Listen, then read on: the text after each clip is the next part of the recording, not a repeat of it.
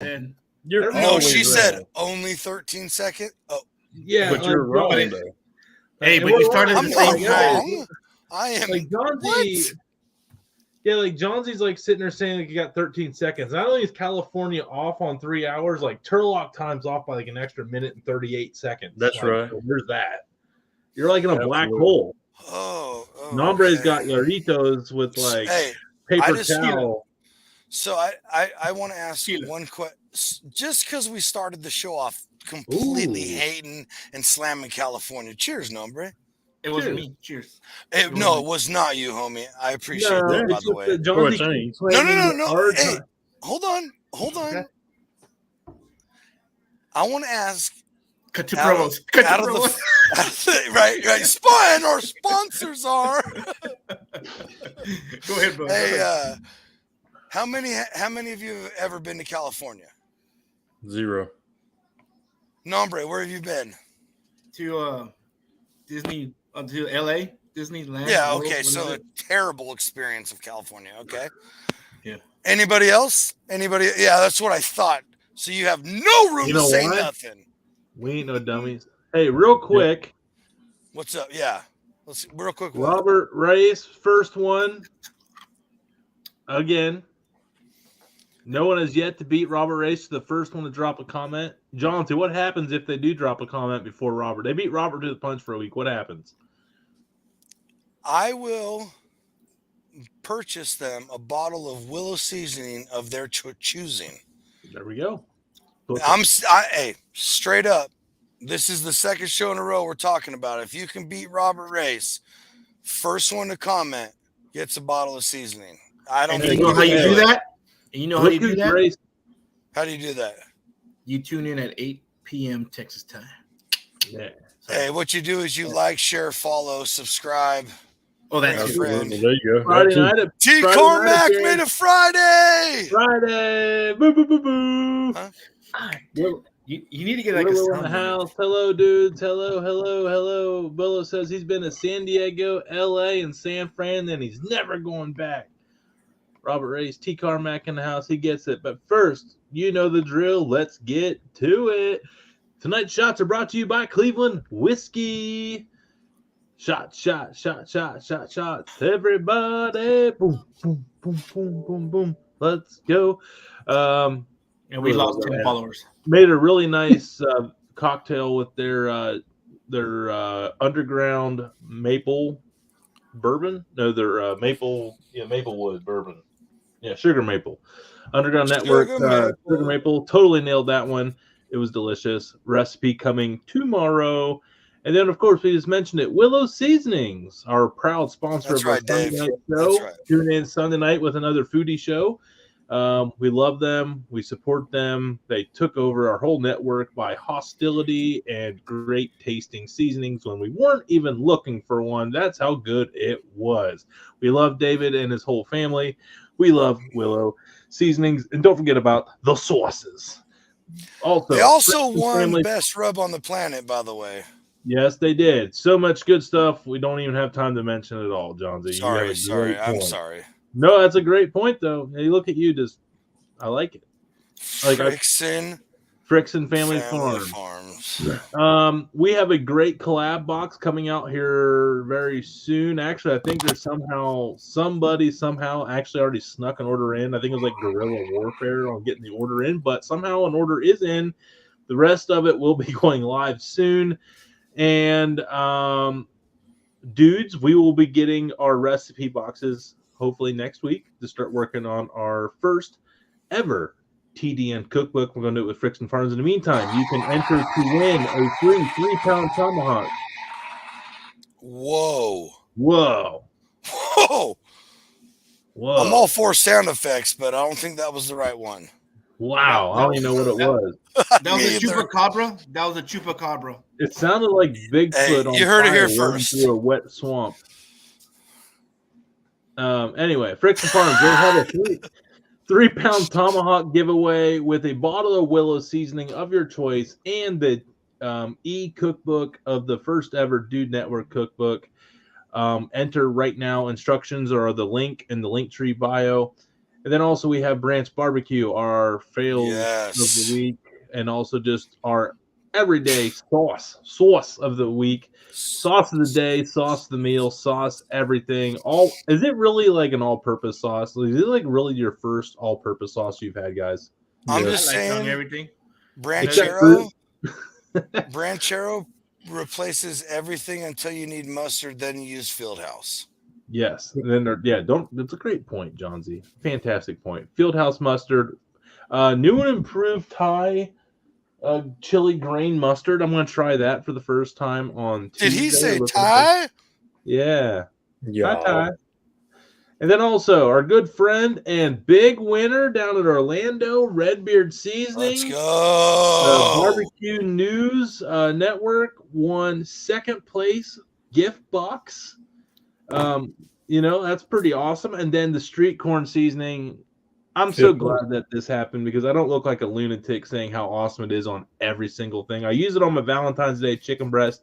The street corn seasoning won 5th place in original seasoning category out of hundreds and hundreds and hundreds of entries. Congratulations to Redbeard Seasoning. Yeah, congrats. Go find out what the fuss is about over at redbeardseasonings.com. And also don't forget, they do have sauces there. So you can put some fun sauces and only pay one shipping price for both. Go check them out at redbeardseasonings.com. Bang. So that was actually long, and we still got 9 minutes before our guest comes on. Anthony Martorina. Real excited about him. He's been a good friend of mine and a great supporter of my profile, even when I was like 3,000-4,000, like just a peon. Basically, COVID helped a lot of us creators start our things. Like COVID, like kind of shut him down because he was a big public speaker, hosted events, and MC in the Chicago area. And when Chicago lost all his nightlife, his career temporarily shut down, and he transitioned to social media. And 12,000 followers later, and social media man of the year, like he's crushing it on the Chicago food scene. I just found out this week that he was a judge at the World Food Championships down in Dallas. Wow. So like it goes to show you, like he's not just some Joe. Like people trust his taste buds. So I'm really excited to pick his foodie. I know our another foodie show is on Sunday. But this one's going to be a Chicago food scene specific foodie show tonight here. And he also gets to do a lot of other cool stuff in Chicago. Got to do like the auto show, the sneak peek exclusive VIP auto show here lately. So some really cool stuff, man. Real excited about this guy. But first, how was everybody's week? Damon, I know, like let's go to South Kakalaki. How was your week, man? It was busy. Busy. I took a week off so I could do some yard work. Oof. Bunch of trees and bushes disappeared from my yard. So hell yeah. Where'd they go? To the dump. It's mafia style. Disappeared them. Yeah, disappeared them. Train station. Yeah, train station. He's down in Florence. He went out to the marsh and tied some cinder blocks. We don't talk about trains right now on the Dude Network. Yeah. Come on, man. How about Alyssa getting sent like the whole kit and caboodle last night? Let's go. Hey. Hey, she unlocked the Who would have thought that CNN lived in the Dude that's a terrible reference. Who would have thought a breaking news reporter lived in the Dude Network? Yeah, don't put Dude Network and CNN ever together. I hate that one more than any of them. Like, I don't even know why I went that one. Because we're real news. Hey, well, here's the deal. Yeah. News is like, okay, turn off your direct TV. That's real news. TDN TV. TDN TV. It's going to be a thing. I mean, better than Roku and Dutch Feather. You're on TDN TV. I don't know who said no, what. bro, you got to stop it, bro. What did he say now? Nothing. We're not getting on that one. I'm not gonna say Dutch Feather Roku deal. Yeah, I was gonna say we're not getting on that train. But yeah, Nombre would never bring up a Roku deal gone south. Never. Yeah. Oh my God. So all right, man, we got like a lot of comments here. Let's. And yes, T Carmack, real quick. Nombre is on Twitter. He's on all major social media platforms as Nombre Shut Up. He's just not active on Twitter. No, he's very busy. He's very busy with his kids in football, being super dad. Like, hey, let's give him some credit. Come on. Hey, 200. Oh, why are you getting that from that person? Yeah. What? Oh, wow, Mrs. Hey, leave my porn life out of this. Cowboys' butts drive me nuts. What? No. All right. Not that there's anything wrong with that. If that's what you want, that's fine. Ron. Keep it simple. Just do TV. Love it. I love Ron. I love Ron. Yeah, he's been in here for a minute. I love it. I love that guy.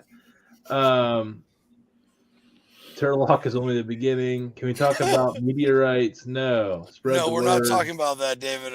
Speaking about meters, there's one that hit Texas this past week. Yeah, that's what he's saying. Trying to take Texas out. Oh, you know what? Sorry. God bless that meteorite. I mean, well, remember, it might have been this big, but Texas is bigger. Okay. So all right. Everything's bigger in Texas, including Texas. He always said the San Andreas Fault's going to just split, but he never wanted anybody to die, Johnsy.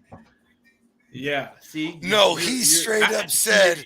You're evil, Johnsy. We just said it right now. I mean, Johnsy, I expect better out of you. I mean, the one Damon, you're new to this one. You're just wait. No one will ever hate South Carolina though, so you're good in Kakalaki country. But hey, the state war here is a very real thing. Oh yeah, I mean, no, hey, who's this? We need to kick her out of here. Kick her out of here. Hey, who's that creep that photobombed? Hey, pull out. Who's the creep that photobombed? Yeah. Who's the creep that photobombed? Hey, I'm not gay, just judgmental. That's a good-looking son of a bitch. No, who's that? Who's that? Hey, you shouldn't talk about your wife like that, Nombre. What? No, the dude behind her. Call her names.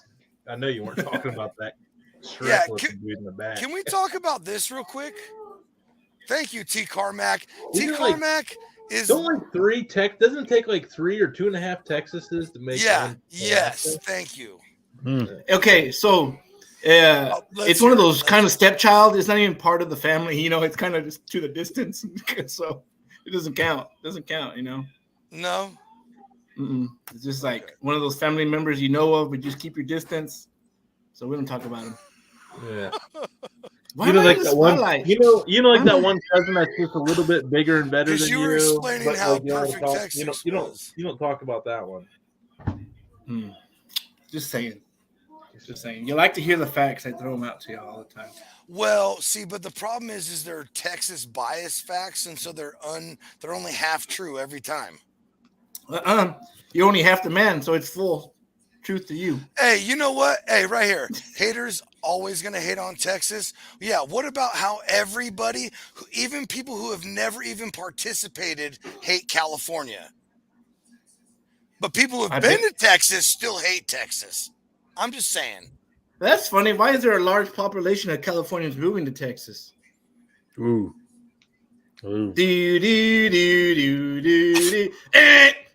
No, I never once said California's better. I never tried to rep California. What? But everybody says it's horrible. It sucks here. Texas is we love Texas. And but no one's ever been here, so you have no leg to stand on. I've been to California. You experienced LA and Disneyland. That is like a gnat's hair on a gnat's ass to the size of California, bro. Don't pull up this Willow comment, Damon. Don't pull it up. No, let's pull it up. Pull it up. Oh, hell yeah. Hey, so Smart man. The Dude Network has officially cut ties with Willow Season. Would you look at that? This next episode is brought to you by No. Oh. I love love that man. He can move wherever he wants. I'll still eat all Yeah. I'll still need Memphis in my life forever. He can move to Russia, dude, and I still say it's pretty good. I still put it in my top 5. I wouldn't even be that mad. If he moved to China, I'd think about it for like half a second and be like, well, at least I'll get it cheaper. If Willow was Russian or Chinese, I'd be like, oh, it's definitely a top 5. But in my head, it'd still be number 1. So, yeah. Well, hey, you guys can all judge for yourself when Memphis takes number 1. I'm just saying. Yeah. It's possible. Very possible. The heat. Oh, I just did sweet heat pork chops, and they're fabulous. It was a great idea. Greenfield, what do you drink? Greenfield? Put in the comments what you drink. Texas is full of steers and gross beers. Yeah, and gross beers. Texas full of steers and gross beers. I'm not sure that's 100% true. I'm not trying to disagree with our audience. Steinerbach is not good. No, it's terrible. No, stop. Terrible. Stop. No, it's really not good. I've never had a good IPA from Texas. It doesn't matter, Greenfield. Nombre's gonna get juiced. I'll give Tito's a good score on the vodka. But no, I had an IPA down there, wasn't good. And then IPAs, like the Broken Skull IPA wasn't good. The best, bro. I'm not an IPA. I am not an IPA fan. Period. But didn't you like the Broken Skull? You didn't like any of the Broken Skull stuff, Ranch. No, Stone Cold Steve Austin, my favorite wrestler. No, and he is the face of Texas. He's got it on his calf muscle. Hey, yes, you got Steve Austin in a failed brewery and all Meat we're gonna Church. say is, Mr. Texas up here is saying that, yeah. What presentation? What presentation does he bring to Texas? Who? Austin. Stone Cold Steve Austin, like in what reference? No, he doesn't really. No, because he's never said Texas. No. Well, if we're talking about wrestling, he's on the cool Nombre. It's cool. You got your fallback guy, Meat Church, or the Undertaker, or Shawn Michaels. I can go on and on. Who? Let's hear it. Who's the greatest people? I was cutting that off. Yeah. No, we'll save that one for that's an after party. After party. We're going to need an after party. Oh, look at those eyes. He's pissed. He's gearing up. No, I'm reading a comment. It's awesome. Oh, okay. But the brewery in Houston is fantastic. St. Arnold's. Tony, are you with us? Oh, shit. Oh, boy. He's on that shitty internet again. He's playing. He's just still. He's not even breathing. He's playing possum right now. No. Because we're moving and there's nothing moving in the glass behind him. I think. I'm back. Yeah, there he is. Okay. All right, I'm going to turn off all other internet so we don't have that happen again. Hopefully that's it. Yes, I know. I'm sorry. But I know, like I was saying, that conversation is going to be for the after party. Yes. And we're going to want to keep partying after this guy comes on because I know he's going to want to make me want to party. This guy is awesome. I cannot wait to pick this dude's brain. He is from a city that I have so many questions about because it is very similar to Cleveland. It's a Midwestern city with endless amounts of food influence. He is the ultimate foodie because he is from this city and is exposed to, again, every kind of culinary cuisine you can ever think of. He has been a recent judge at the World Food Championships down in Dallas. So dude's taste buds are Texas respected. Oh, that's not respect. Way to ruin the intro. Just making sure y'all knew. What did he say? He's all Dallas, Texas. Is that why we moved it to Florida? Oh, woo! Got him. Ooh. Great one, Tony. That's why it's in Florida now. Yep. Go Fins, go. Dallas go sucks. Fins, go. So anyway, and the he's social muted. media man of the year of Chicago. He likes the Chicago Cubs. He likes Chicago in general. He's a man. He's a myth. And he's got a Bears hat on, which means he loves Justin Fields. Bears. He played at the Ohio State. Anthony Martorina. What's up, man?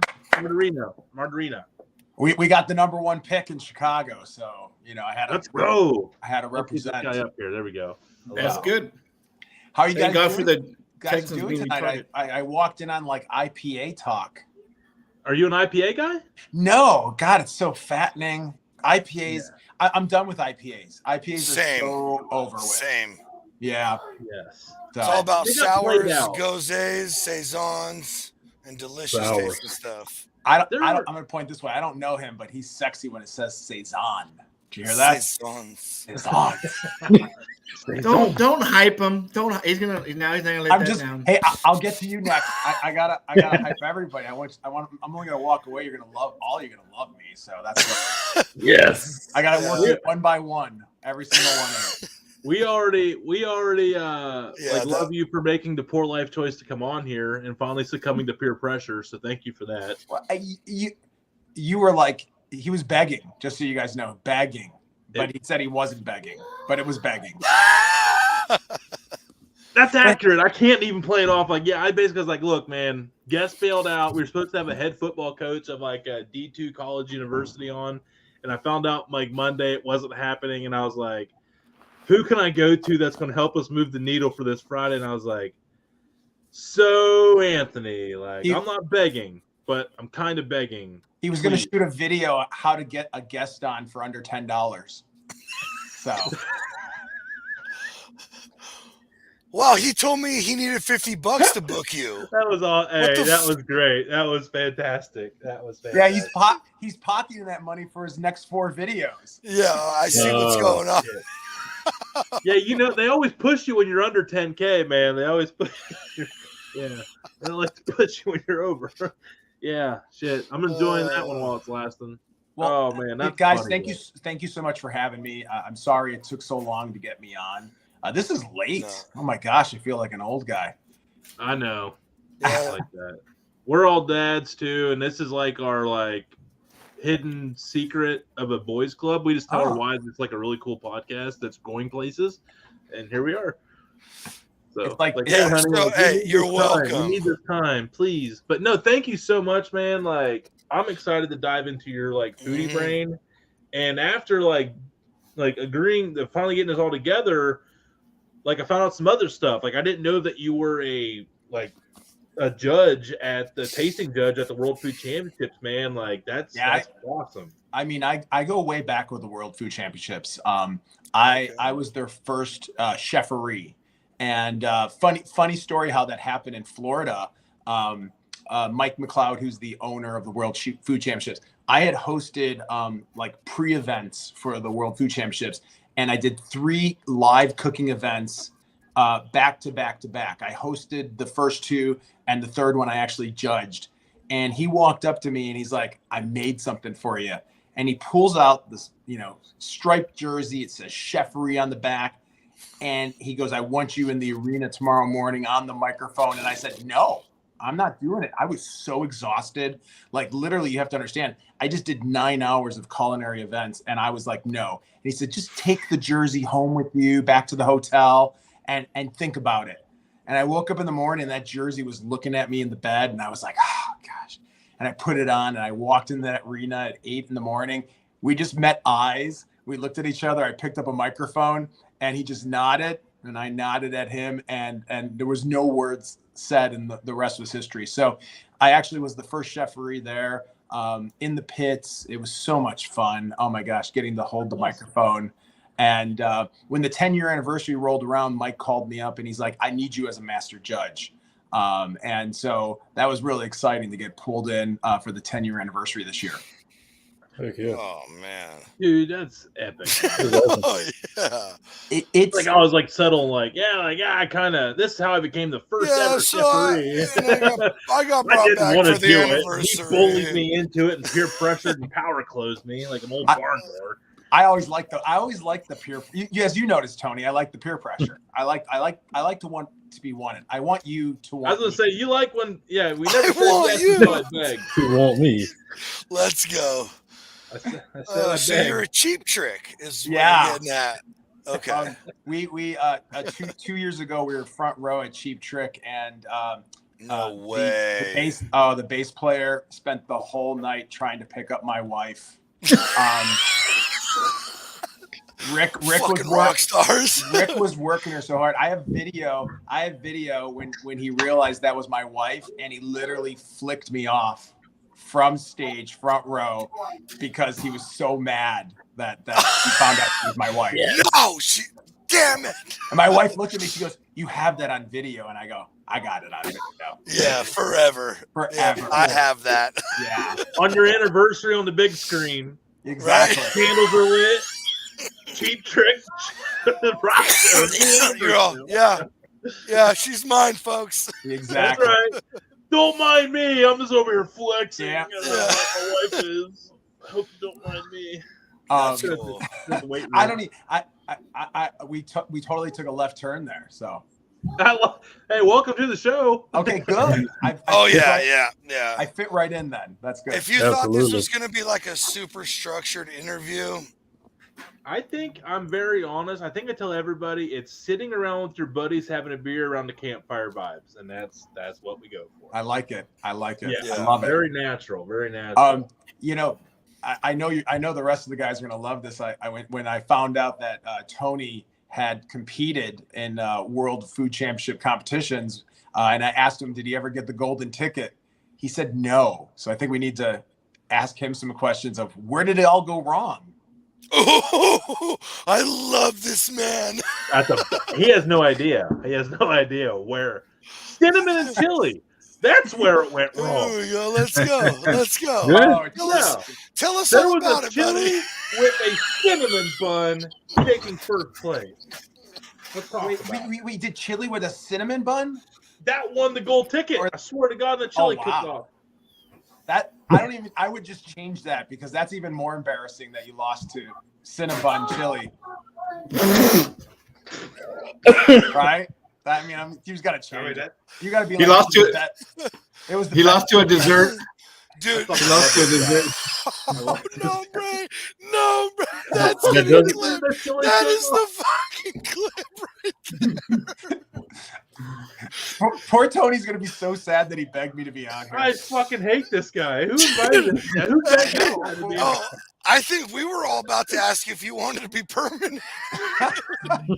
And here's the thing: it's an easy swap out. It's Tony to Anthony. People, they'll never know. They'll never know. They'll never know. The artist formerly known as Tony. Yeah. He shaved and he went back to Anthony. I don't know why. And he got a lot better looking. That's a fact too. A lot better looking. That's really nice. Oh man. Dude, that's crazy. That's funny. That's man. 2 zingers already. I will tell you one thing about the World Food Championships. It's for 3 years I worked in the pits with the microphone, and then stepped away because I was doing a lot of other events. And it's so amazing to be around all these chefs. Like literally when I'm there, even if I'm judging, I'm watching them, and like you pick up techniques.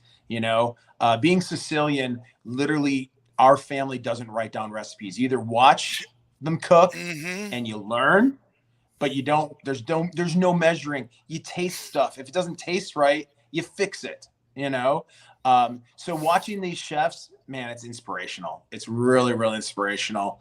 When I come home from these culinary trips, my wife will look at my daughter and go, "Get out of the kitchen. Something's up with your dad. He's been inspired." And like, I'll just run. I just start making stuff, and it's all basically on stuff that I saw, or I got an idea from another chef. And I was like, okay, I got to try this out for myself in the kitchen. So it's very inspirational. So like, speaking of inspirational, man, like you're in Chicago. I mean, it's just as diverse as LA. It's just as diverse as New York City. Like Chicago's got everything, like absolutely everything. And I can't tell you, I've been watching your videos now for at least 18 months to 2 years now. We've been connected on Instagram. And I have never seen you go to the same restaurant or same style of restaurant. Like every restaurant you go to is like A, next level, and B, completely different than anything else you've ever done. So how often are you getting inspired out in Chicago, man? And like part two to that, what's your favorite style of food out there in all this crazy world of everything? So that's a real hard question. So Chicago has exactly. It has everything. And we're a very international city. And when I say everything, I've traveled the world. Like I've worked in China, I've worked in Australia. And so for me, I kind of know like authentic Chinese food. So we've got so many authentic places. So one of my go-to place favorite, we love Sichuan. If you've never had Sichuan, we're talking peppercorns. People say it's hot. You know what it is? It's mouth numbing. Yeah. But you can't stop. You just keep eating it because like if you stop, then you've lost. You've lost the game. So, but yeah, no. Like we even cook it in our house. Like my wife and I will go. We have a huge Chinatown, and we'll go in, and my wife will watch the videos, and we'll take photos, and we'll like walk around the store, like trying to match the symbols on the product so we can get the actual authentic ingredients when we're cooking at home. In fact, we had Sichuan tonight. We went out for dinner tonight, and I have to fight with the chef and tell them, listen, I need it to be spicy. Spicy, yeah. You've got to. Don't look at me. Yes, Listen. yeah. Hear me. I hear me. And in fact, it's so funny is so many waiters in Chicago, once they see that my wife, my daughter, and myself can handle the spice level, they'll always come back to me and they'll be like, next time you just order, I don't want to be rude, but they're like, just say you want it Asian hot, and I'm like, okay. And so like when I tell a waiter that, they go, yeah, they just like nod. They get it. They just really, really get it. It's crazy how hot some of that stuff is, man. But we have gotten to the point where it's a flavor, but like it's not even hot to us anymore. It's right. I miss that first moment. I really, really do. But it's good. It's so good. So there's one place in Chicago. It's in the Michelin Guide. It's called MCCB. It's Modern Chinese Cookbook. It's in Chinatown. It's one of the nicest families. It is about the only restaurant that I will eat at about 5 to 6 times in a year. And that's because we like go for my birthday. We go for my wife's birthday. We go for our daughter's birthday. Okay. It's a real special place. It's that place. Yeah, it's that place. And it's probably the only place we eat at more than once a year because it's just that good. I don't know. It blows away your taste buds. And every time we go, it's kind of cute. Like we'll order something and something will hit the table and we're like, we didn't order this. And they're like, well, the chef thought you might like it, And so he'll always send out something that we didn't order. And we turn around and we're like, oh my gosh, that's so good. So there's something called boiled flank steak. And in China, I've done research on this. They always laugh at the tourists because boiled flank steak translates into beef boiled in water. It ain't boiled in water. Okay. It's like, I don't want any of that. We're talking it's fire water. Yeah. I wrote that down because I want to do some research on that. Yes. You got to. So basically, it's boiled flank steak. It's got to be from a Sichuan, and I'm telling you, there is nothing like it in the world. We make that. We were so inspired that we actually make that at home. But it's so good. It's like, and I need that recipe. Yeah. We'll have to get my wife on next time. You can. Okay. All right. Hey, if she's apparently a hottie, she ain't gonna hurt our ratings for the dudes. I know you guys might all get fired if she comes on your show. Yeah, there we go. Yeah, right. All of a sudden, it's the Anthony and Wife show. Yeah, there we go. And a bunch of guys in the back just hanging. Yeah. Don't mind us. But yeah, no, it's And so what's funny is I've read a number of books where the Chinese people, like, they love when tourists come to the Sichuan region and they order this because they think it's just water. So in their minds, they're like, oh, I can handle boiled water. And then they just secretly watch them as they die. They're nodding and enjoying. They love every moment. So I've read enough stories and books and cookbooks about like that happening. So like I want to go to the Provenance so bad, and I want to order it, and I just want them to wait. And then just as they're let down, as me and my wife are just eating the whole bowl, and be like, hey, can we get a second one? So they might make us like the mayor, and or the mayor of the town if we like finish that. So they'll be so surprised. But China was pretty amazing when I worked there because I didn't realize that you had Chinese food breakfast, lunch, and dinner. And they thought that we ate hamburgers for breakfast, lunch, and dinner. It was a very interesting cultural thing. That's very judgmental of them. They were like, wait a minute. They were like, you have Chinese food in America? I'm like, yeah, we've got pizza, and we freaking love it. Oh my gosh. Yeah. Well, but here's the thing: is we got Panda Express. I was like walking around China, going, where do I get this bourbon chicken? Yeah. And does it come on the toothpick? Where do I get that? Yeah, can I try that? I want the stuff that looks red. It looks like it's been dipped in cherry sauce. Oh my god! General Tsao was never a general in China. Never. Yeah. Never. Not a real thing, folks. Not a real thing. It's good, but it's not real. So when I first worked there, I worked there for 3 weeks straight, and when I came back to Chicago, I literally couldn't go to any of the Chinese American restaurants I was going to anymore because I knew what authentic food tasted like. So it forced me to search out these little mom and pop places in our Chinatown till I started to find the places that reminded me of my trip. And it's amazing how many levels we have. We have great Filipino food. We have great Thai food, like Japanese food, like across the board. We literally have so many different types of cuisines from Asia. Here's a question, Andrew. You're talking about Asia. Here's a question from T. Carmack. Anthony, how big is the Caribbean and the Indian influences in Chicago? And which restaurants in Chicago those represent these cuisine to proper authenticity? So that's really interesting. So let's cover Indian food. In Chicago, we have like the dirty street food Indian, which I love. Yes, love it. And then we've got these really fancy high end ones. I'm gonna be honest with you. I really like I almost call it like the taxi cab places. Yeah. Love them.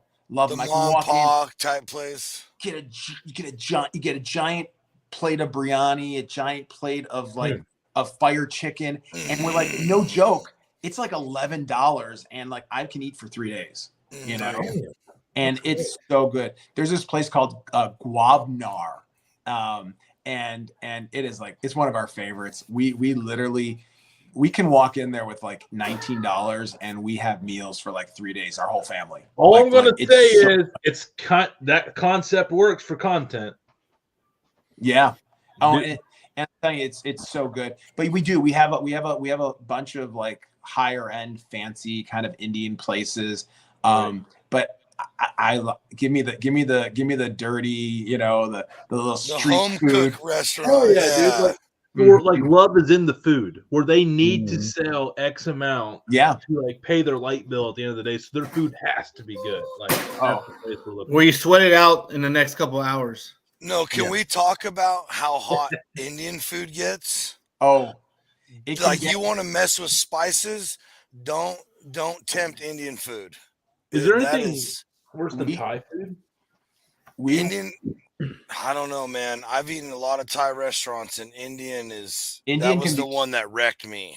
Indian can be really, really hot. We were in Indonesia, and I thought my wife was going to die. She decided to get it was called fire vegetables at an Indian restaurant, and So I good. literally I put it on the tip of my tongue. I put one vegetable, and I looked at her. It was already 100 degrees in Indonesia, and I looked at her. And I'm like, no, I'm good. I'm good. Enjoy. She probably lost about 4 or 5 pounds, within the next couple of hours. Like it was fire vegetables. Yeah. It was fire. Oof. It was fire island for her. Jesus. I mean, I don't even want to think about it. Yeah, no, Indian food can, but then in her mind, she's like, this is great. It's like the best diet ever. So hey, silver lining, right? Silver lining. I'm just saying, I ain't going to Indonesia to start a diet, man. That's all I'm going to say. That's the last place I want to start a diet at. Yeah, no, I do, and I do. Here's the thing I love about Americans. We've really embraced the spicy flavors. I remember when McDonald's put jalapenos on a burger, and everyone's like, "Oh my gosh, that's too hot! It's too spicy." And I think we have progressed. Like we're using ghost peppers as like mouthwash now. Like ghost peppers aren't even hot anymore. We need something even hotter. All right. So that's awesome. And that's actually a really good point. It really is a good point. We've had, and I think like the social media, people being exposed to more micro brands of hot sauce, people have some cool concepts that make you want to try it. All that stuff. Speaking of a guy that loves hot sauce, Damon, he loves hot sauce. He's going to tell you how much he loves hot sauce with his question to you, Anthony. No, I don't want none of it. He does not like hot sauce? No. Me and he loves it. Yeah, I love it. Yeah. But Dave, what do you got here for Anthony, man? Hey, he was talking about that restaurant. I think we got a little video of that restaurant here he was talking about. Okay. We pirated some of your content. You're welcome. Oh, look at that. Get spicy at MCCB here in Chinatown. This is my go-to restaurant when I want to heat things up.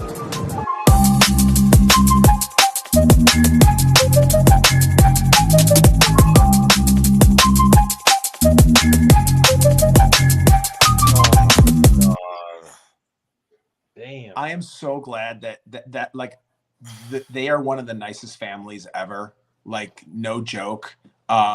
So, and I tell everybody about this place. Like, I tell them, you like spicy, you go to MCCB, because like the food you saw in there. Interesting thing. So one of the things you saw, that noodle dish, that's called dan dan. So when I remember flying into Asia, and my coworker was sitting in the lobby of the hotel, and he's like, "You look tired." I go, "Yeah, it was a long trip from Chicago." I'm like, "Really?"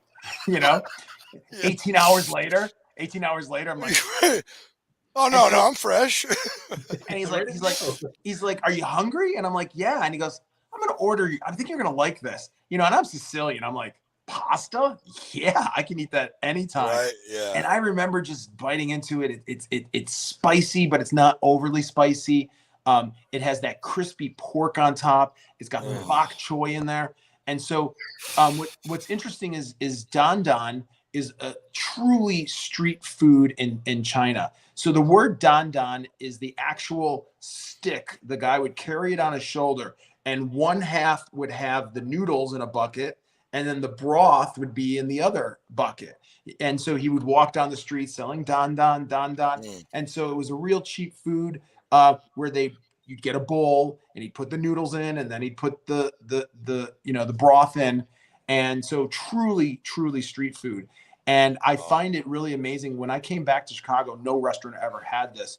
And pretty much any Chinese restaurant in Chicago now has dan dan on the appetizer menu. And again, it's one of my favorites, but I love getting it there. No joke, we probably make it in our house once a week. That's how much we love it.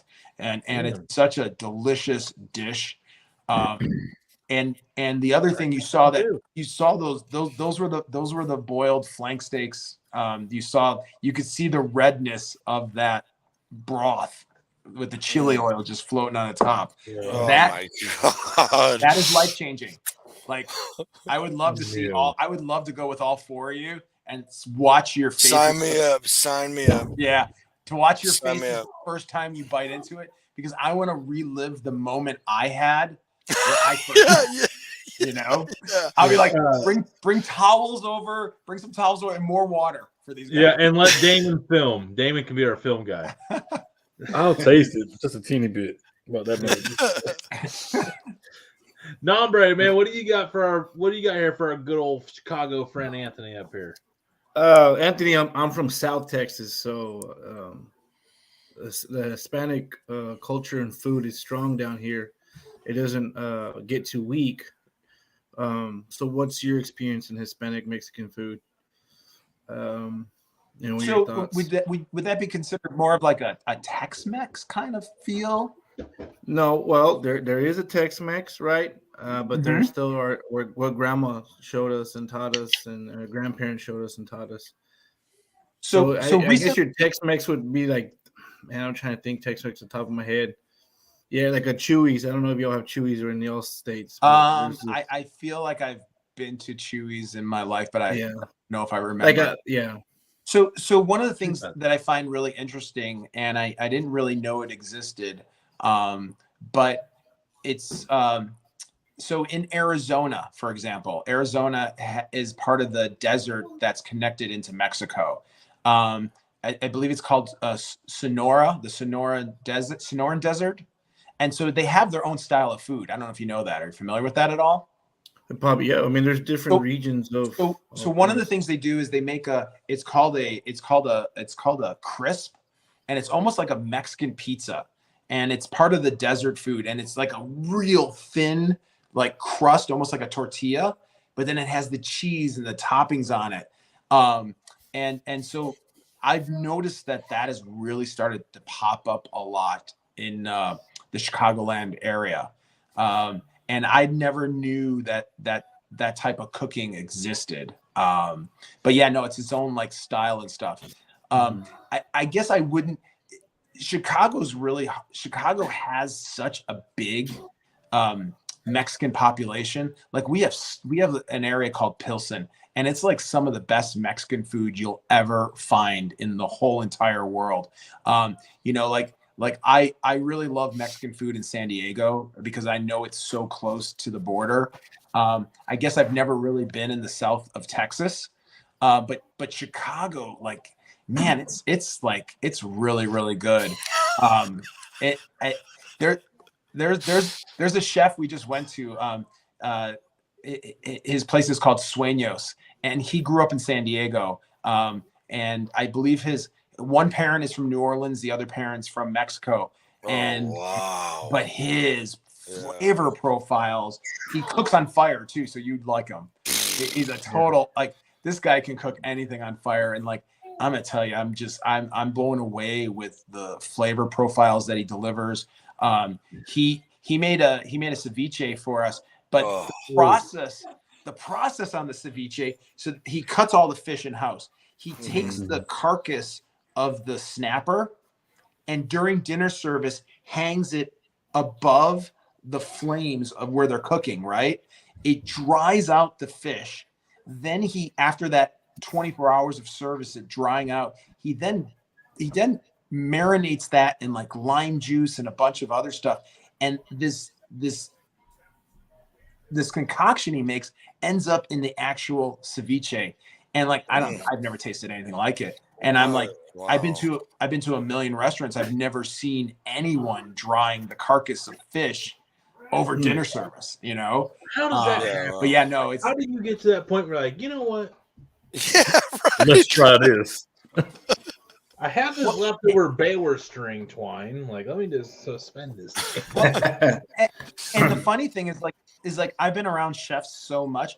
He's probably wondering why did this guy notice it? Like, no one's probably even questioned him. And that was my first question, is like, why do we have fish hanging? Like, why do we have the carcasses hanging above the fire? I mean, they're gutted, right? Yeah, they're gutted. Okay. They're just drying. It's just that heat's going up to it. Yeah, no, they're gutted. They're down to the bone. And I was kind of a dumb question. There's very few places and instances where you get non-gutted fish to a restaurant? So that's probably a really stupid question. Yeah. Well, but here's the thing. He's all yeah. Yeah, it's pretty fucking stupid, Tony. Shut up. I'm gonna disagree with you because in Chinatown, are you ready for this? Their fish is delivered fresh. So the truck comes in, it's like a giant aquarium truck, and they no joke, they put the fish in a bucket and they weigh the bucket, and that's how they charge the restaurant. That's what I'm talking about. Okay, so hold on. They get like instead of like ordering like a guppy, you're ordering like I need like 3 grouper and like they're getting the whole fish. The guy is in the street with a net. He puts them out. He puts them into the guy's bucket, and there's a scale on the ground, and that's how the weight of the fish is then subtracted from the water. We're doing math right now in the street, and that's how they pay for the fish. They pay for the whole fish. Dude, that's better than. Once in my life, I need that. That's better than the Seattle fish markets. Mm-hmm. So I'm going to go back to China. So there are restaurants, no joke, that you're sitting in an aquarium. Like there are fish all around you as you're sitting there. And people are literally going, I want that one. And they will scoop it out and they will go and cook it for you. And I remember I had my translator with me, and I'm like pointing at this one tank, and I'm like, in America, these are goldfish, right? They were literally goldfish swimming around. And my translator said to me, because the little name was in the corner, and my translator goes, these are fish of gold. And I went, goldfish? And she looked at me, she went, oh yeah, I guess that makes sense. I'm like, these are pets. Like we go to the store and we're like, we'll take a couple of those and we'll like put them in a bowl. Yeah, we can win those at the fair for $1. We're not dining on them. So yeah, I saw a lot of things in China eaten that I can never unsee again in my lifetime. Well, I mean, goldfish is koi, which is like of the carp family. And if you smoke, even though carp is like really nasty, let's say if you cut out like the mud lines, like dark meat, and you leave the white fillets and like you smoke it, like it's actually like a really good fish. Carp? Because like around here, like low income people do eat carp, and they do eat like sucker or red horse, however you want to call them. But they're bottom feeder fish, and they have mud lines.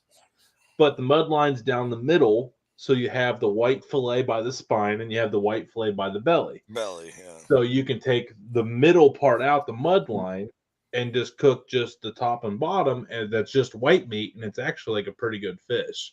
And a lot of like low income people, like carp, are easy to catch, and they're massive. You can catch a 20-pound carp. Yes. Yeah, you know what I mean. So like with a there's bread actually so yeah, when he's talking about the goldfish, like I bet you they were cutting out the dark meat when they were selling that. I had something called hot pot, but their hot pot's a lot different. I remember my first hot pot was at 4 a.m. after a night of working and drinking, and I was like, oh, I'm a little. Was this at an opium den? I don't know where we were at. I was just. It was at an opium den. So it was after the opium den. Okay. Yeah, was opium den. But like literally, I was like, oh, I'm hungry. I can eat. It's 4 a.m. I can eat. And so they started throwing, stuff into the hot pot, like vegetables and stuff. I'm like, okay, that's cool. Then they threw in something called duck's blood, and I was kind of like, well, I don't know what that looked. Looked so weird. And then the kicker where I went, I'm not hungry, literally walked up with a stick, and there was a live fish on it, and he was wiggling, and they just put him right into that boiling hot pot. And I was like, yes, I'm not hungry. Yes. No. I'm not hungry. I was like, I lost my appetite. So it's kind of like crawfish. They're alive, and there you go. Lobsters. Yeah, lobsters. Yeah. And I want to be but I want to be honest with you. Now I would probably eat it. We're going back. We're going back for me probably a good like 28 years. Oh, wow. Okay. So these were some really new culinary experiences for me. Where now I would embrace it. But back then I was probably more a little shocked, because I'd never seen anything like that. So. Yeah. Okay. Yeah, that's awesome. People are like actually like carp is tedious hard work to deal with for the average cook. I got carp again, folks. I said low income, affordable fish, like something you can go catch pretty regularly if you had to depend on it for yeah, it is tedious, it's disgusting, but you can make it good. And I think that's what's awesome about food. Like even like the dairy and fruit, like everyone talks like how disgusting it is, but somehow people love the durian fruit, man. Like just like Sursterman, bud. I mean, like, yeah, like, hey, have you done the Sursterman challenge yet, Anthony? What is this? The Sursterman challenge. Oh, I don't know. What is that? It is, well, I'm glad you asked. It is a Swiss delicacy. You should try it sometime. Okay. It comes from Lithuania. It's fermented herring. Oh, no, I haven't. I'll get that on my list. Okay. We'll send you some. I'm just letting you know. It's the worst smelling thing you've ever smelled in your life. Somebody tried it recently. Not that I know or anything, but it's horrible. It's bad. Have you smelled caramelized fish sauce? I promise this has to be worse. As I tell my wife, don't smell it, just eat it. And of course, when you say that to anybody, Woo! Single life, gotta love it. I mean, you can't smell or eat. Can't resist it. They have to smell it, and then it's so over. It's caramelized fish sauce, amazing. It's so good. It's so good. So Sursterman, like they put this herring in there. They take the guts out, head, tail, throw it in this stuff and can it. So it is decaying while it is fermenting. So when you open the can, you smell your body smells the putrefaction first and says, leave the area immediately. And then you put this salty, fermented jellyfish. It is just, you gotta try it. You'll love it. I know somebody in this group who would try hot sauce for the first time. You would put hot sauce. You'd have to put hot sauce on that. No, you're gonna have to. I would have to. I couldn't because I had to take 2 bites for $200. That's how bad it is. Oh, hey, yeah. What did it taste? Did it taste like $20 is $20. What did it taste like? It's like $20, $200. I don't. I just remember nasty and salt. Just nasty and salt. So. Yeah, I don't know. So have you had koppai fish? No. Are you know what it is? I do not. So Chicago has decided to rebrand the Asian carp, and so they call it koppai. And so they brought in a bunch of like the beard-winning chefs, and all of them have prepared it because it's such an invasive species and it's coming up the Mississippi and all of that, and they're trying to keep it out of the Great Lakes. Right. Anything. So they've rebranded it. That's the new name of it, koppai, COPI, and they're trying to serve it in restaurants and stuff like that. So, how's that going? I don't know. I haven't tried it. When are you? That's the carp that's like invaded all of our waterlands over here. Yeah. They make a sport out of it, which is really entertaining, but it's not good. It's not good though. It's not good. It's really not. It's actually really scary because it's the carp derbies. And as a country that is more and more dependent on fisheries, it's not good to have a fish spreading like that. So I mean, we do like our waterways have these electric barricades, to keep them out. And so, I mean, they're doing everything they can to keep them out, but, like anything, it's water, it just takes one or two to make it through. And then, the next game over. Yeah. Game over. And that's, you only do what you can do. I don't know. We have to do something, but yeah. So it's not a pretty picture. So, all right, man. Have you ever been invited to a food premiere where it was just hot, fat doo-doo? But you had to lie because you're invited by like next level chefs, and I'm surprised if you ever say, yes, this was absolutely god awful because you're dealing with a lot of high line chefs. But like, was there ever one time where you're like, I would rather eat the turd out of my dog's butthole than eat this meal again. Wow. I don't think I've ever had the experience where it's like horrible. We have had the experience where we're there to like premiere the food and like there's no food, like no joke, there's no food, and it's like 3 hours later, but the bar is just rocking, and send like, it. and the PR people are running around like, I'm so sorry, like it's bad when you go to premiere a restaurant and you're supposed to be tasting the food and there's no food and you literally leave the event and you go somewhere else to eat. That's happened a couple times. Yeah, that's bad. Yeah, it's bad. And you're like wondering, you're like, what were they thinking? Like why, you know, like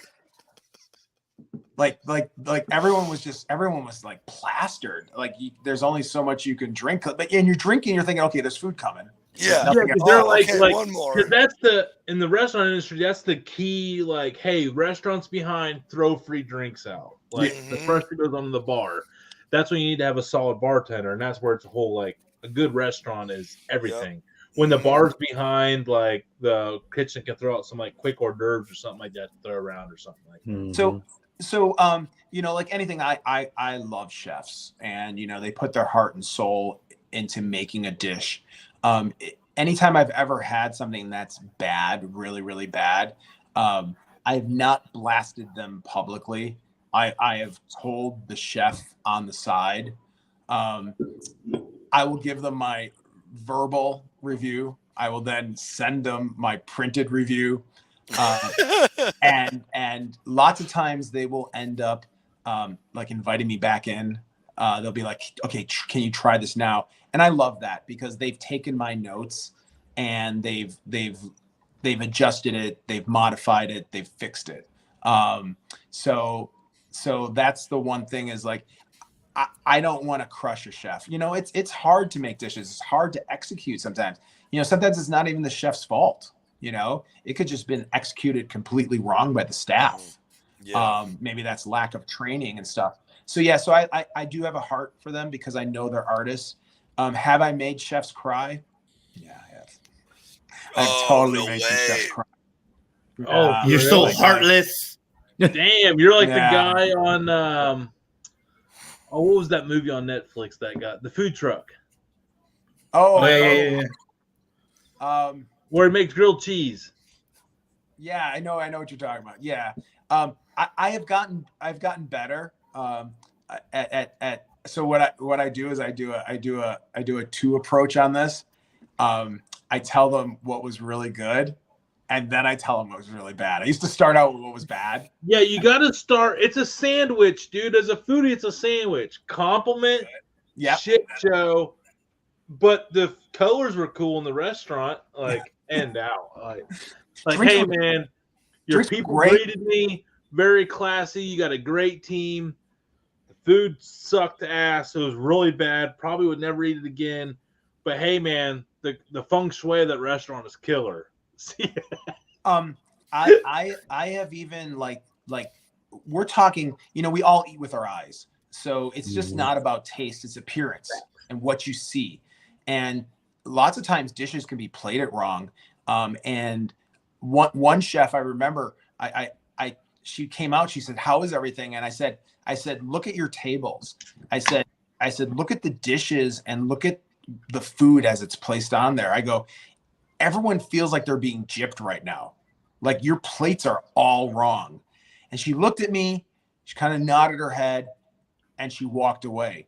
From that point on, every dish that came out of that kitchen was on a different plate, plated 100% different. I looked at my wife, I said, I really have to commend her as a chef. She took my criticism on the floor and fixed it right in the middle of service. Like that to me was really amazing. That's a chef right there. Yeah, for sure. But there's also that level of respect where she literally trusted me with my comments, realized that I was making a valid comment, and then fixed it because she wanted no one else to have that experience. Yeah, you weren't just some douche who's like, "Oh, your plating's wrong." Yeah. So because there are those people in every restaurant too. Oh my gosh, there are some people that you're never ever going to make happy. you know. But, you know, I think I've been doing this long enough where my whole idea is I want every restaurant and every chef to succeed. So if my advice can help them in that direction, I love that. You know, to me, that means fantastic. But I think that's why a lot of chefs, especially in Chicago, you know, I've become friends with them. They want me to come and try their food. I've had the opportunity to even make items that appear on menus here in Chicago, which is a lot of fun.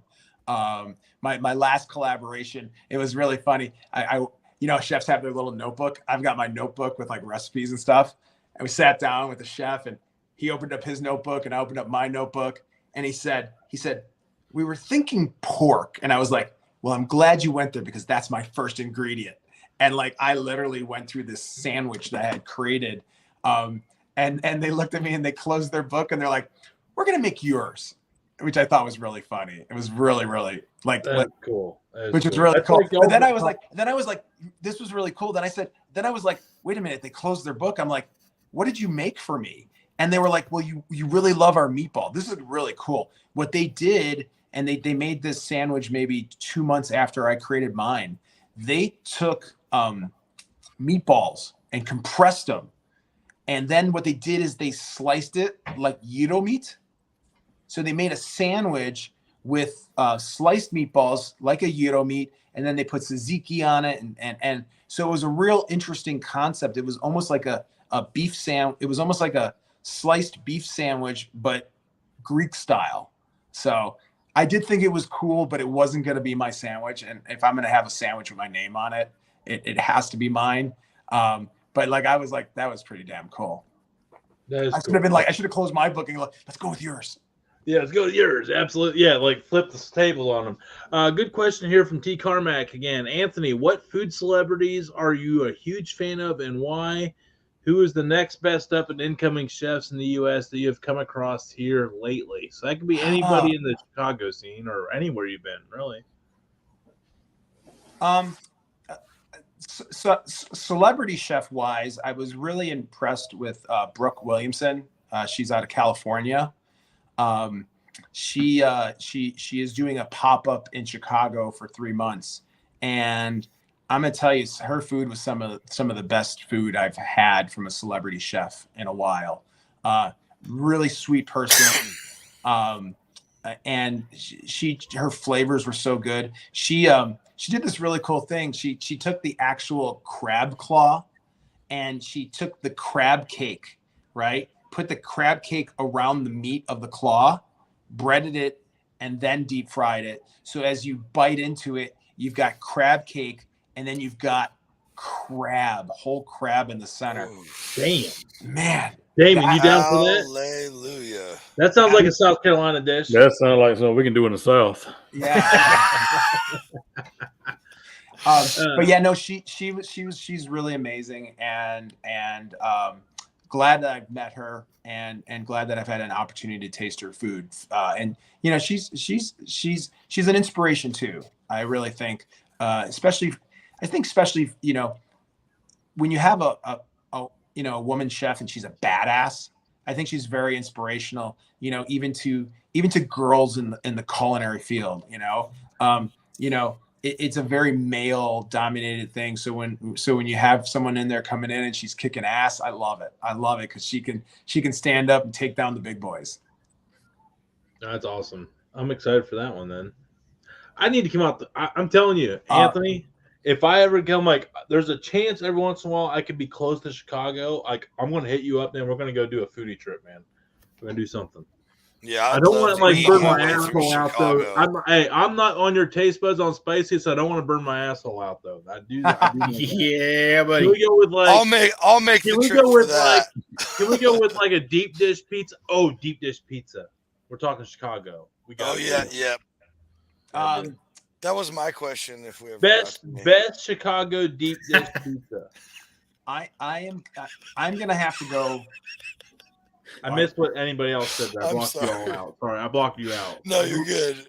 All right, cool. Lou Malnati's. I love Lou Malnati's. Lou Malnati's is just, and here's two things I like about Lou Malnati's: butter crust, So they do this butter around the crust. And then they have something called the sausage patty. So the sausage patty is patented. It's across the whole thing. So like a tortilla press? And it's just sausage. So every bite has sausage. Oh my gosh. It's like that, oh my Lord. That is where it's at. Like there's no, like you get like a sausage pizza and you're biting, like, where's the sausage? Don't worry about it. You're gonna get sausage in every single bite. What's the name of this place again? It's called Lou Malnati's.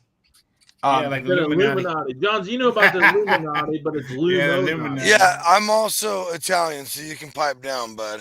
Ooh. Hey, no, Illuminati's got nothing to do with you Italianos over there. I didn't say that. I'm trying to get the name of this pizza place so I can look up this sausage disc. Lou Malnati's. Lou Mal, I think this is a viral place. I wrote it down. Is this a viral place? Better than I said it. And so here's the crazy thing is, like, and I don't know what's happening, but these are so Portillo's.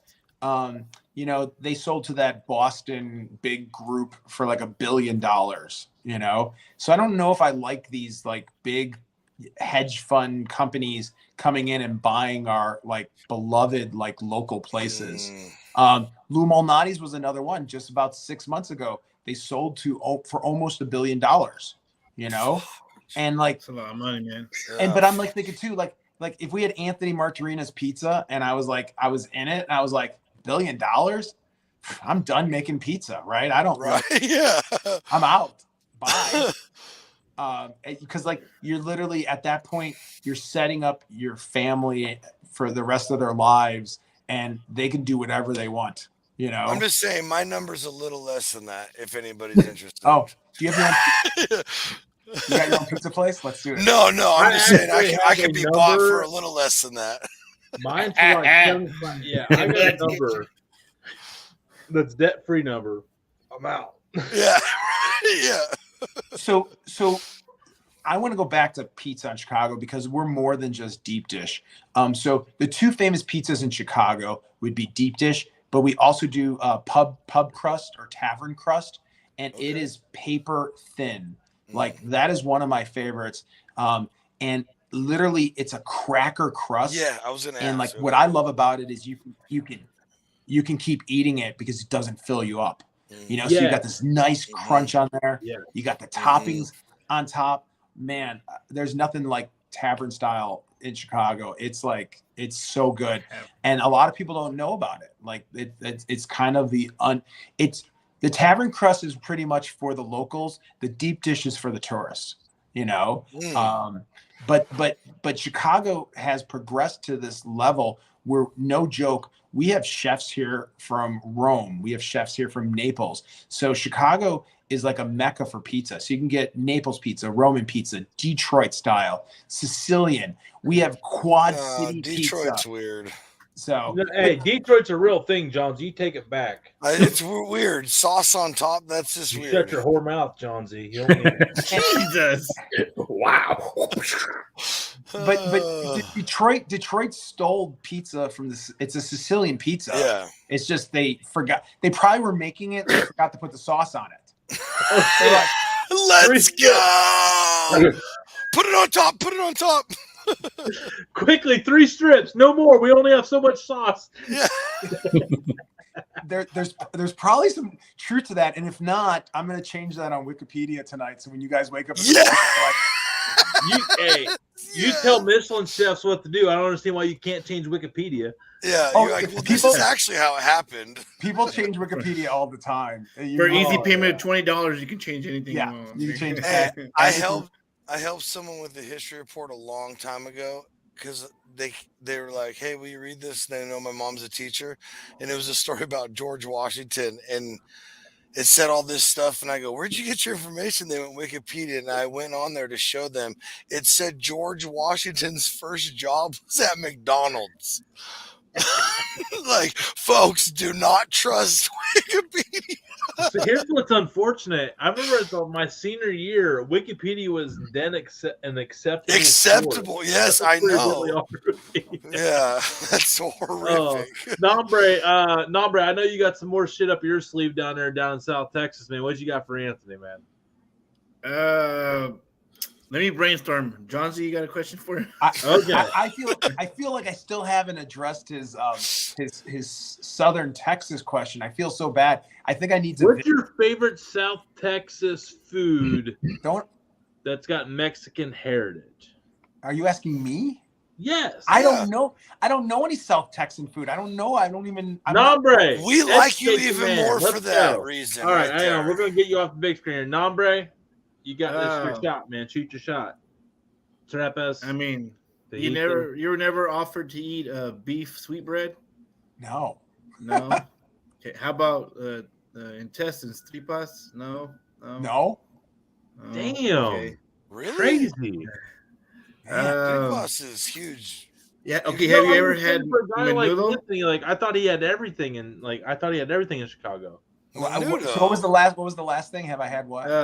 It's a soup, and we call it menudo, which is made with the stomach of the cow, the tripe. We do have menudo up here. Yes, and also the band too. Yeah, buddy. Yeah. There's some really cuts to meat that are different down here that we grow up and we look for. There's a thing called machitos, which is the fat lining of the goat stomach. And it's a net. It looks like a net, and you get. Back then, it was the intestines, the liver, the kidney. You would open up the skull and put the brain in there. You're talking about some milky, creamy goodness. You put it in that stomach lining. You put it like into a burrito. You get the small intestine. You wrap it and kind of seal it and barbecue that. So that's some good eating. That's still around. But I remember when I was young, we can get 4 or 5 for $2. Now it's 2 for $14. So it's kind of ridiculous. But everything's gone up. I am shocked that hasn't made it. Yeah. It's Anthony, you're welcome. You came to the Dude Network. You can teach this new wave. Yeah. And you got the perfect guy to help teach them Michelin chefs right there. There you go. Exactly.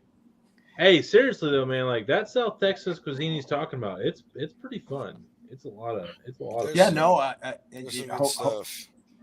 So one of the pictures you like, Anthony, that's the moejas, which is Spanish for beef sweetbread. Okay. It's the beef gland. I don't know, depends on what gland you get, but it's a gland inside the cow. Okay. It's good eating. It's got a slow cook process. Otherwise, it's tough and chewy if you don't do a slow cook on it. So it's good eating. So you don't sound like a picky guy, so I know you would enjoy it if someone cooks it for you, right? One of the things that I learned as a culinary judge is that you can't say no to anything, so you have to take it. What? I'm out. Yeah, but you honestly, like I was judging a competition once, and the judge next to me didn't try the dish, and I was like, why aren't you eating that? And they're like, I don't like truffles. And I said, well, then you shouldn't be sitting up here as a judge. I said, yep, I agree with that 100%. You have to taste everything. And so I really, being a culinary judge, I learned really, really fast is like, even if I don't like something, I'm going to try it because maybe the chef prepared it differently, and they always do. And they do. Yeah. Cause everybody has a different palate, different background. It's endless almost. Mm-hmm. We have this before COVID, we had this thing, it was called Strange Food Festival. And so like my daughter, because she goes to events with me, she's very adventuresome. And I'm amazed because I told her when I was her age, I would have never done this. But her and we shared a bowl of soup, but it was ant larvae soup. And I am for sure it was just out. Amazing. Like the little ant larvae they would pop in your mouth as you were eating it and you chew it. Yeah, buddy. So but my daughter always said this to me, Dad, tell me what it is. I will try it. If I don't like it, don't make me eat it again. And I'm like, I'm totally cool with that. Deal. Yeah. And so the scary part is I think she liked the ant larvae soup a little more than me, But I was her dad. I was like, oh yeah, Let's go. Oh, so good. So good. I ate a few ants growing up. I'm pretty I'm sure. with you, Lynn. Oh, hell no. 100%. 100%. Hell no. Someone I saw someone's not eating that soup. Yeah. So I have one last one here for you before we round up with the other guys. Is there any kind of food or cuisine that you haven't got to have that you're very excited to hopefully try soon? I'm gonna say I want to kind of say the only cuisine I haven't had is South Texas. I would really teed him up, layup. Honestly, the Iceman. I've had food from all over the world, actually, in traveling through my travels. So there's not anything like where I think like, oh, I have to go try that, because I've probably been there or I've had it at a restaurant, in Chicago or even New York and stuff. So one of the countries we love going to Panama because the seafood is so fresh.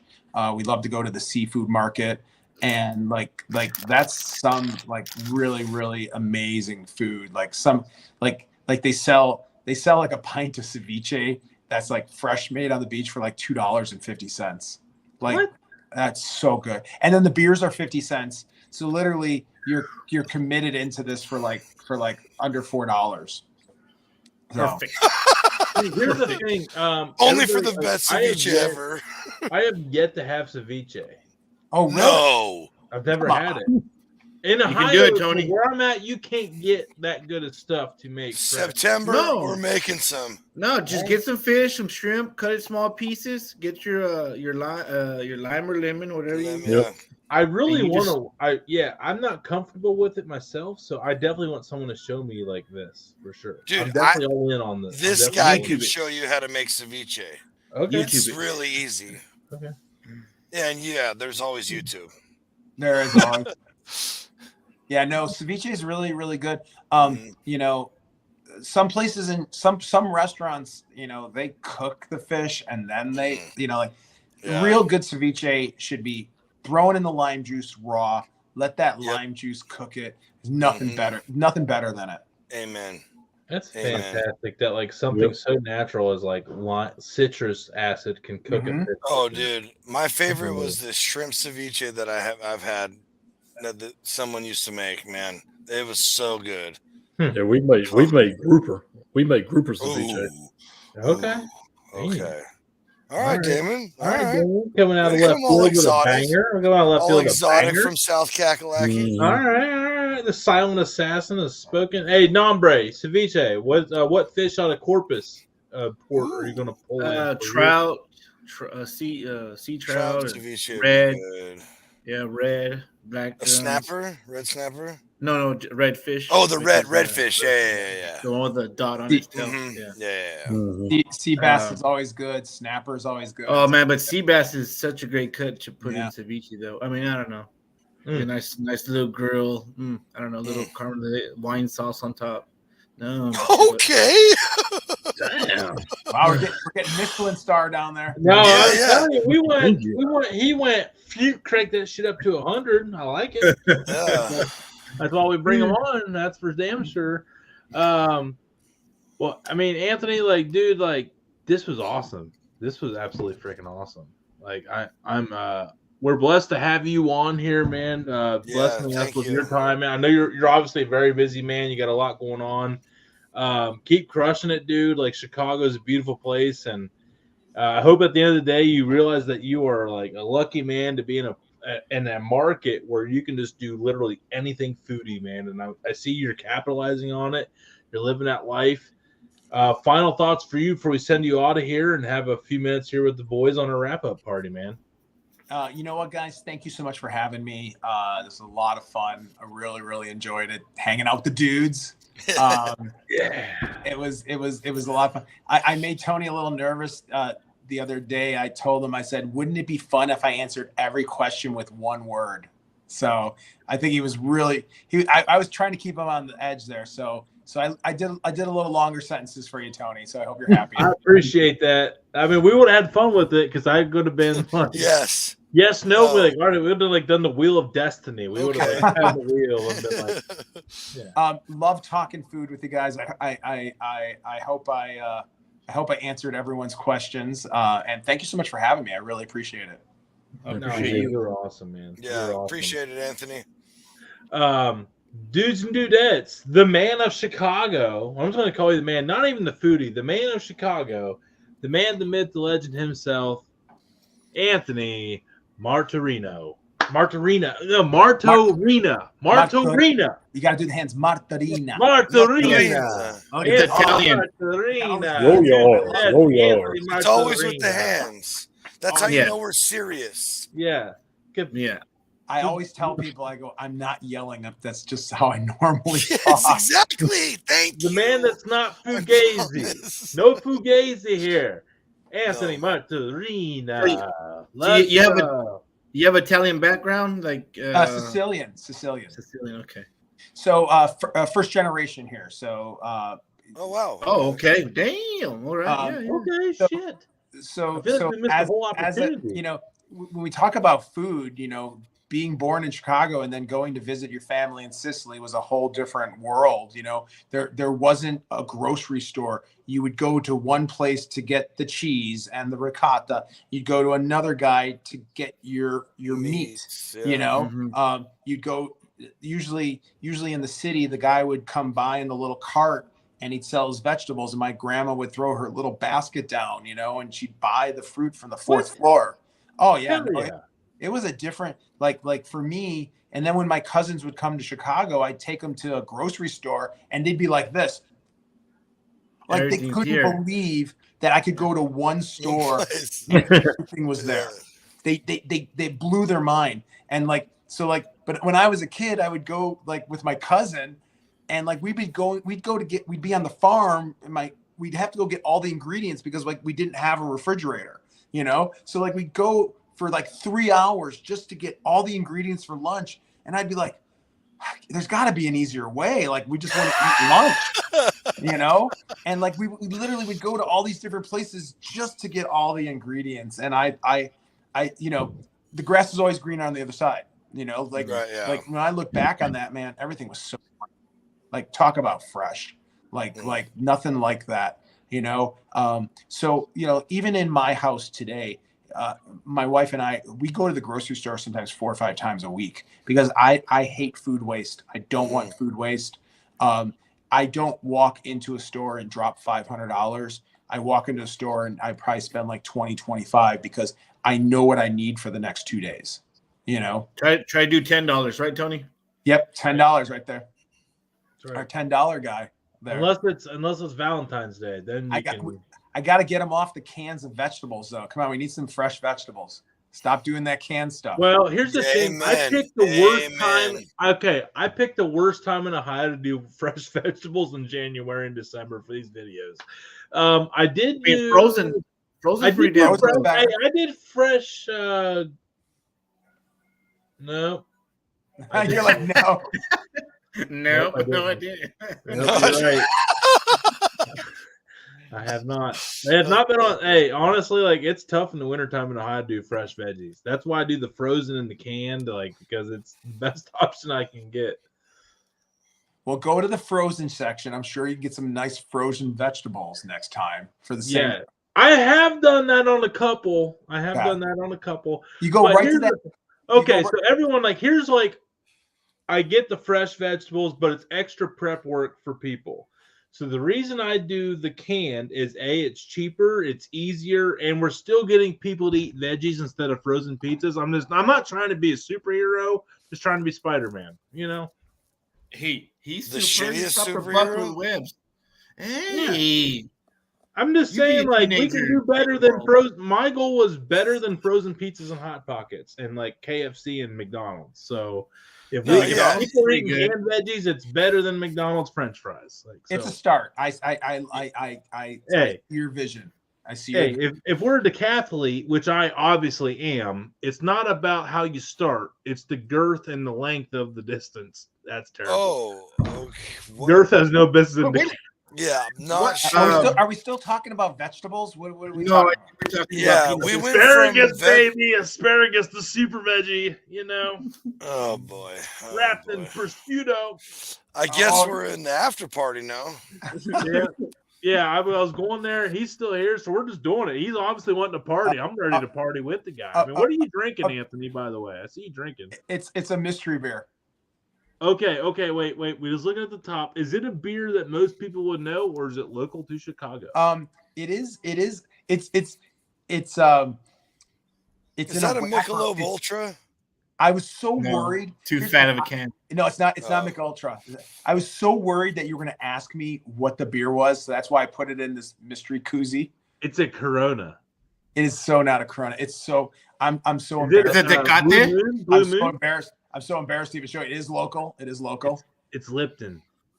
Look, can you read that word on the front right there?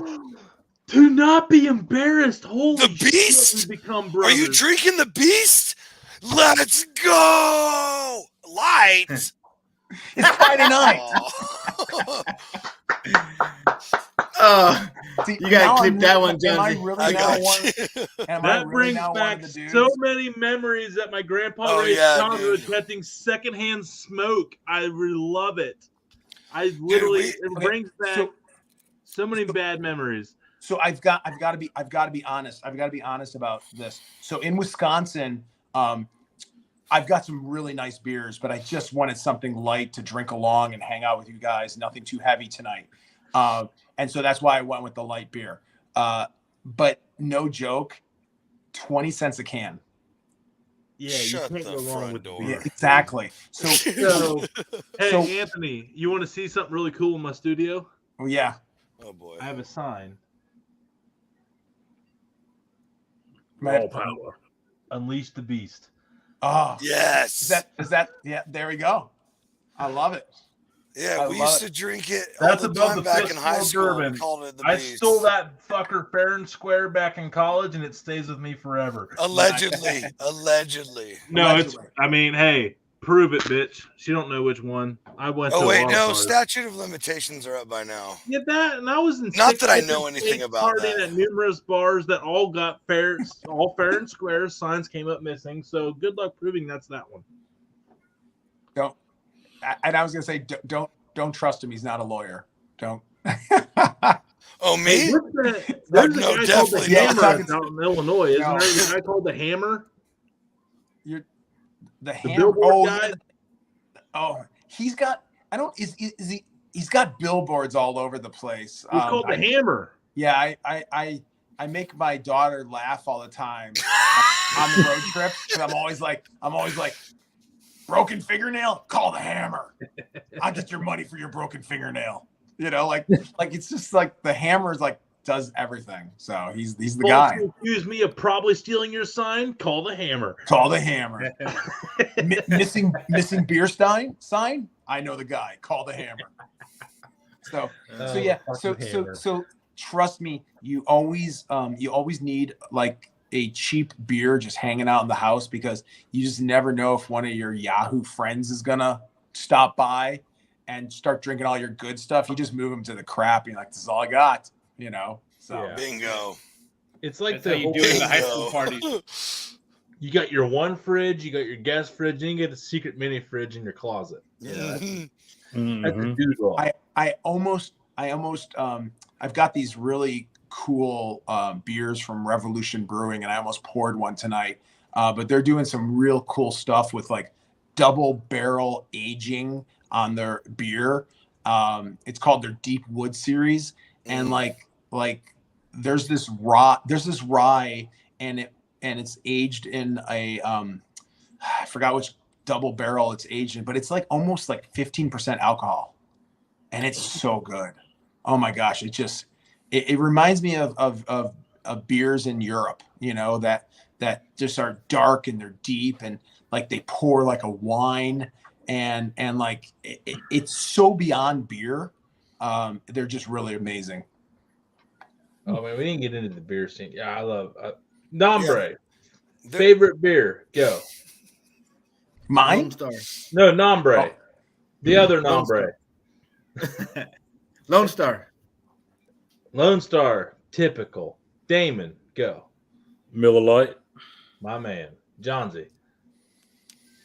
I don't remember what it's called, but it's a saison from Firestone Walker down in Paso Robles. It's your favorite beer, okay, but I you have don't know the questions name. on Johnsy. I'm calling red flag. I'm throwing a challenge flag. Let's go. How can it be your go-to beer if you don't know the fucking name of it? It's not. You said favorite, not go-to. Did I say that? Yeah, sorry. I heard both. Man. Well, then I Okay, both. My go-to is Golden State. It's this cider that I think is really, really delicious. I still should say, though, on the same note, you should know the name of your favorite beer, but I get it. To be fair, I've only had it twice because it was only been available to me twice. But Okay. it's one of the best tasting beers I've ever had. The second time was the best because it was poured to me by David Walker himself and brought to the table. So, and it was locally here in Turlock. That's what was cool. Well, John just making me look like an asshole, so there's that. I was just answering a question. How about we all crack a beer right now, though? Well, John, it's not you, it's me. You know, you've heard that one before, I'm sure. Are we breaking up? Uh-oh. Look, it's not you. It's me. It's not me. It's me. It's not you, it's me. I'm excited to be here when the breakup happened. Yeah. I'm gonna Yeah, popcorn. you are. Some You popcorn. just witnessed it. Johnsy getting the separation package after the show, actually. So What happened? he's real quiet. Never mind. He got real sad right there, Anthony. Yeah. Man. He got real sad. I'm sorry. I was reading. The comments are going out of control. Yeah, dude. We have missed so many. Getting a divorce? Call the hammer. Call it. Hammer. Anthony, hey man, September 10th, 11th, come on out and hang out here in the Dude Network headquarters for the Ultimate Barbecue NFL Weekend Kickoff Bash. That sounds like fun. Actually, Yeah, it will be because we're all going to be there, and there's going to be about any We plan to play tummy swords. Hey, a whole gator, Whoa. a whole gator is going to be smoked. Yep. Oh, We're doing a whole gator. Nombre's doing a whole hog, and I've volunteered for him for that right now. Congrats, Nombre. You're doing a hog. And Damon is going to be our DJ. DJ. uh-oh. John's going to be our John Zay. John Zay. John Zay. Hey, all in favor of keeping John Zay? All in favor. All in favor. Oh yes. John Zay. That's terrible. I don't even know if I got a vote, but I raised my hand. Yeah, no, you do. You have Totally to. Trust do. your vote counts more than mine. If you can determine a world food champion, you can determine this vote. So You meet the criteria. all right. So Anthony's coming in September. That's cool. We got him booked up. Lock it in. Beg Do you for guys- forgiveness. so do Don't you guys- ask Hey, for I already forgiveness. made the flyers. Do you send a car or do you send like the dude jet? What? So I know how long I'm going to be riding. It's actually a donkey. yeah. So I leave in August. Yeah. Travel. And we need to have it back quickly. I am an Amish It's country. by I the could send a hours. horse and carriage. You can ride in horse and carriage. Yeah, the donkey gets to fly back on the plane. I have to ride. we need that donkey back immediately. We got something There's a going show on. that's got We got like something a going family. on in There's South a Texas. kids' party, another photo shoot. Whoa! Yeah. We don't want to talk about the donkey show now. Jesus. That's what I Whoa! said. We need that donkey back for South Whoa! Anthony, you ever been to one of your trips to Mexico, man? Texas. I've not. So, Okay. but I have been to Mexico. Have you been in an area where there potentially could be a donkey show going on? I'm pretty sure you went to the rich part of Mexico, bro. No. I'm pretty sure. That's not nice, no, bro. Maybe we did it. I've been to Mexico City. Mexico City. Cancun. Gang. Puerto Vallarta. And What's Tijuana. Tijuana. Okay, Tijuana that can happen. Tijuana, that can definitely happen. Yeah. Wow. But but literally, in Tijuana, my dad and I weren't there very long. We were escorted out by Ponch and John of the Mexican police force because we had a rental car with no insurance. That they were going to impound. So my dad said, "How do we get this done?" And he pulled out $100 bill, and we got a police escort back to the border. Let's go. You gotta love Mexico police. Hey, he's more Mexican than most Mexicans on that one, man. That's impressive. I'm just saying, that's the only time you've ever had to bribe your way out of a country. Shouldn't the world work like that on some level everywhere? Only time. And it was Tijuana. Yep. Tijuana. Yeah, do that in America, you get in trouble. Depends on what city you're officer, in. I just need you to look the other way. $100 I wasn't speeding. I wasn't speeding. With freaking George Washington over here. I wasn't speeding. George, Hey, George gets his cherry tree back for $100. Just saying, man. It's in Wikipedia. Wikipedia. Yeah. I read it on the internet. I'm putting it in right now. Yeah. I heard the Dude Network guys say it. Oh, shit. It's got to be true. All right.